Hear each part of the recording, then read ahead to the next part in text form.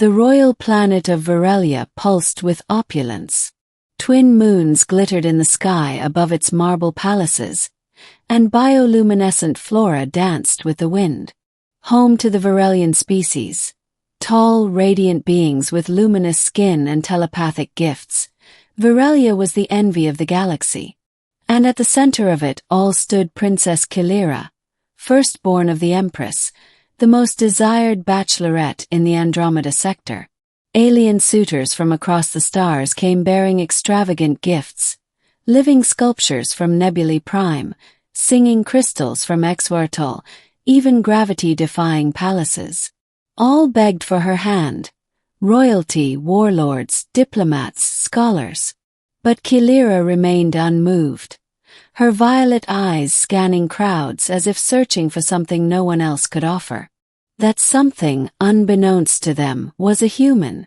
On a diplomatic visit arranged by Earth's Union of Civilized Species, UCS, a small envoy of humans had landed on Virelia. Among them, Lieutenant Mason Hale, an ex-engineer and current cultural liaison, sent more for his language skills and calm demeanor than anything else. Mason wasn't tall or commanding like the other alien delegates. His Earth-issued jumpsuit was plain. He spoke only when needed. But his eyes, piercing green with a trace of mischief, lingered in Kilira's memory.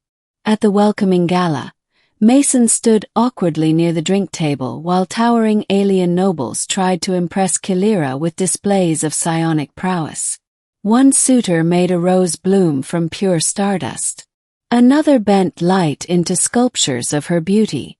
Mason simply nodded when their eyes met and raised his glass with a warm, almost shy smile. That was it. Kilira's heart skipped. Middle. Word spread fast.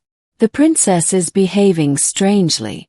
She was canceling meetings, declining formal proposals, and worse, she had asked the Empress for unrestricted access to the human quarters. Mason, meanwhile, was confused. Why is the princess requesting me personally for a tour of the royal gardens? He asked Commander June, the UCS team leader. June chuckled. Maybe she's curious about human culture. She's Virelian royalty. Her culture practically wrote the diplomacy textbooks. Mason went, of course. He would have been a fool not to. Their first real conversation happened beneath the shimmering umbra tree, a 1,000-year-old plant said to reflect the true self of anyone who stood beneath it. You are unlike the others, Kilira said plainly, her voice smooth as silk, though laced with a strange vulnerability. I'm just human, Mason said. We're a dime a dozen. But you looked at me as if I were normal. Mason frowned. Wouldn't you rather someone see you as extraordinary? No, I want to be seen. As a person. Not a title. Not a trophy. From then on, Kilira kept requesting him.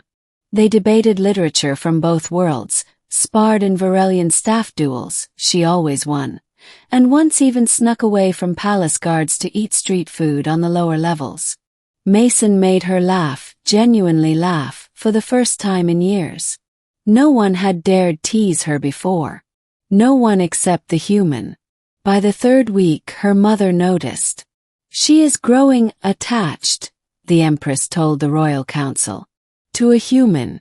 One with no house, no psionic skill, and no claim to nobility. He is not worthy, spat Duke Tharn, a leading suitor and powerful warlord. He is dangerous, said another. Humans are unpredictable. Behind the palace walls, pressure mounted. The Empress arranged for Kilira's formal engagement to be announced at the Festival of Stars, a gathering of millions. It would solidify alliances, preserve tradition, and remind the galaxy who truly held power. But Kilira had her own plans. Climax. Mason was summoned once again, but this time to the Grand Spire, a secluded sanctuary reserved for royal declarations. He arrived to find Kilira standing on the edge of the crystal balcony, gazing out across her world. "I'm being given away tomorrow," she said, her back to him. "To a warlord I despise. For peace I don't believe in." "I'm sorry," Mason said, his chest tightening. "I guess I always knew it would end this way." She turned, stepping closer. "Everyone wants me," she whispered. "But I want you human." Mason stared, stunned. "Kilira, I'm not just saying this. I've considered the weight of it. I've had 1,000 offers, but none of them made me feel like me. You do." He looked down. "I'm just a liaison. Earth isn't even in the top 5 galactic powers. I've got nothing to offer." "You offer me freedom," she said. "And maybe love." Before he could reply, alarms sounded through the palace. The Empress had discovered her daughter's betrayal. Armed guards descended upon the spire. Kilira turned to Mason. "I'll buy you time. Go use the tunnels beneath the spire. Take this." She pressed a crystal into his palm. "It'll open a wormhole pod. Get off world." "What about you?" "I'll find you. I promise." But Mason didn't leave. As the guards broke through, Mason stepped forward and raised his hands. "Stop. Don't hurt her." The Empress entered, regal and cold. "So this is the human who's enchanted my daughter." Kilira stepped between them. "He didn't enchant me. He's the only one who ever respected me." The Empress looked Mason up and down with disdain. "You would throw away empires for this?" Kilira lifted her chin. "Yes, and if you deny me my choice, I will invoke the right of sovereign will." Gasps filled the hall. Even the guards froze. The right had not been used in centuries, a legal gamble allowing any heir to challenge their own coronation terms by trial of truth. It risked public humiliation or worse, exile.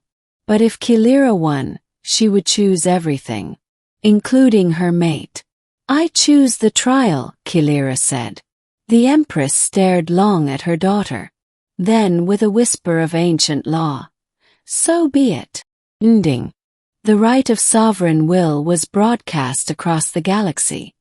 Billions tuned in to see if Kilira would risk her legacy for a human. The trial was brutal. A series of mental, physical, and emotional challenges designed to test truth, loyalty, and love. Kilira passed each one. But the final trial required both partners to face a psychic gauntlet, one that exposed their deepest fears. Mason stood beside her in a sea of stars as projections swirled around them. His fear of inadequacy, her fear of loneliness, his self-doubt, her fury at duty. In the final moment, as a dark void threatened to consume them, Mason reached out and took her hand. "I don't know if I can match what others offer you," he said. "But I can promise this. I'll see you for who you are every single day."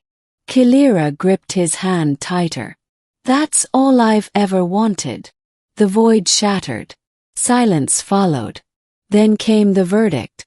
Truth verified. Bond genuine. Sovereign will approved. The crowd erupted. Even some of the council members applauded.